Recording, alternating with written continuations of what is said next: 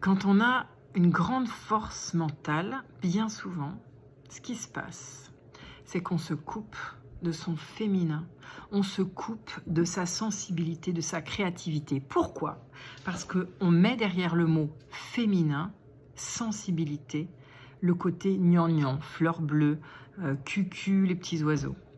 Ce qui se passe, c'est qu'au bout d'un moment, à force d'utiliser cette énergie yang, qui est l'énergie donc du mouvement, du faire, euh, du, du prouver, de la performance, on ne sait plus comment accéder à son pouvoir féminin. Je parle pour les hommes aussi, hein, les femmes et les hommes.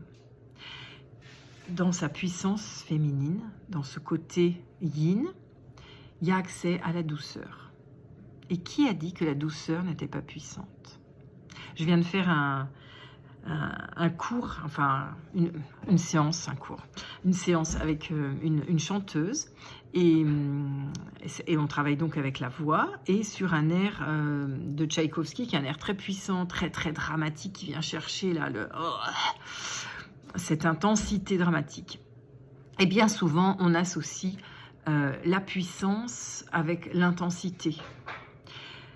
Alors là, l'invitation, c'était d'aller chercher l'intensité de son intériorité et de son féminin, c'est-à-dire de sa sensibilité, de cette douceur qui peut être extrêmement puissante. Quelle est l'intention de cette intensité, de ce drame? Qu'est-ce que tu veux faire passer comme message au moment de cette note aiguë, par exemple, au moment de cette note qui est une note qui vient exploser comme un cri?